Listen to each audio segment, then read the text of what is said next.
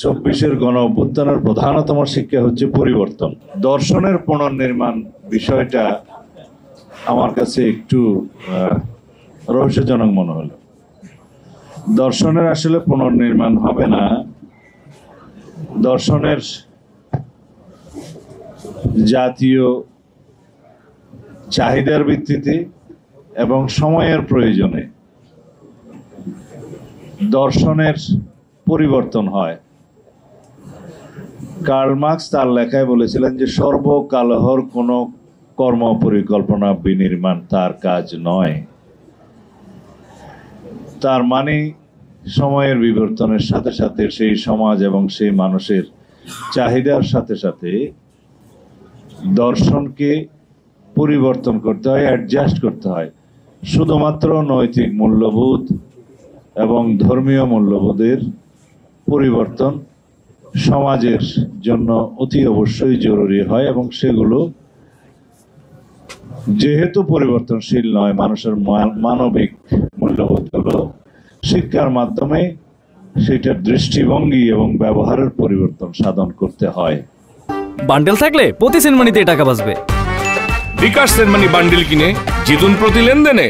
সেই জন্য শিক্ষার মাধ্যমে জাতীয় দর্শনের পরিবর্তন, এই কথাটা বা পুনর্নির্মাণ একটু মোটামুটি অ্যাডজাস্টেবল, ঠিক আছে। তো এখানে আমরা আসলে কি করতে চাই? 24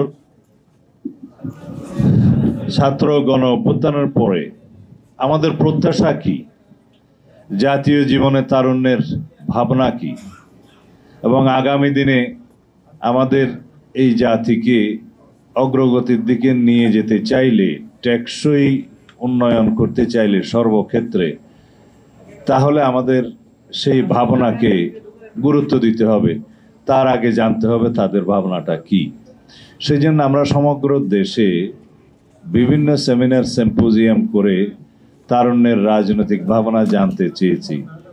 আমি নিজেও কয়েকটি সেরকম অনুষ্ঠানে জেলা ভিত্তিতে অংশগ্রহণ করেছিলাম। সত্যিকার ভাবে বর্তমান জেনারেশনের যে চিন্তা চেতনা ভাবনা, সেটা আমাদের ওল্ড জেনারেশনের ওল্ড পলিটিশিয়ানদের চিন্তা চেতনাকে অনেকটা শিক্ষা দিয়েছে যে পরিবর্তন হওয়া প্রয়োজন। এর 24-এর গণ অভ্যুত্থানের প্রধানতম শিক্ষা হচ্ছে পরিবর্তন, সংস্কার এবং রাষ্ট্রীয় ক্ষেত্রে সাম্য, সম অধিকার, বৈষম্যহীনতা স্থাপন করা। এই পরিবর্তনগুলো আমাদের চোখ খুলে দিয়েছে।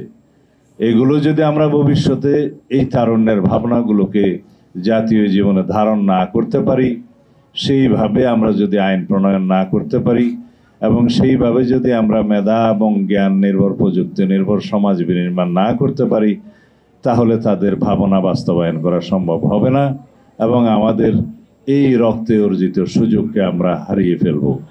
সেই জন্য আমাদের প্রত্যেককেই এত বেশি যত্নবান এবং আমাদেরকে এত বেশি দায়িত্বশীল হতে হবে যে সমাজের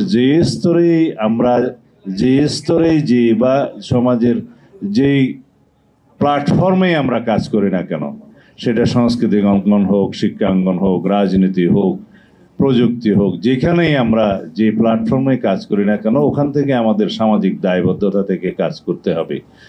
আপনাদের সেই ভূমিকা অনেক বেশি অগ্রগণ্য যদি আপনারা সবাই সামনে শিক্ষকতায় জড়িত থাকেন। সেই হিসাব ধরে নিয়ে আমি বলছি, কারণ যেই তারুণ্যকে আপনারা পরিচালিত করবেন, সেই তারুণ্যকে আপনারা শিক্ষিত করে তুলবেন। সেইভাবে আমাদের জাতীয় জীবনে একটা ভাবনা আছে যে কর্মসংস্থানের জন্যেই বা চাকরি পাওয়ার জন্যেই বোধহয় বিশ্ববিদ্যালয় বা অন্যান্য জায়গায় আমরা শিক্ষা প্রদান করে থাকি। এই আইডিয়া থেকে আসলে আমাদেরকে মুক্ত হতে হবে। বিশ্ববিদ্যালয়ের প্রধানতম আইডিয়াটা হচ্ছে এটা গবেষণাধর্মী শিক্ষা প্রতিষ্ঠান, উচ্চতর শিক্ষা প্রতিষ্ঠান, মুক্ত চিন্তার শিক্ষা প্রতিষ্ঠান।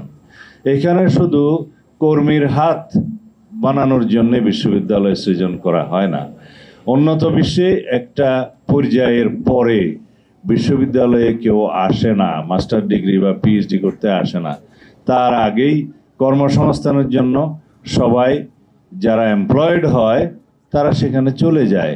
শুধু একটা সংখ্যা যারা একটু অ্যাবাভ অ্যাভারেজ, একটু মেধাবী, তারাই মাস্টার্স করেন, তারাই রিসার্চ করেন এবং তারাই পৃথিবী, সমাজ এবং সেই দেশের জন্য গবেষণাধর্মী কর্মের মাধ্যমে অবদান রেখে থাকেন।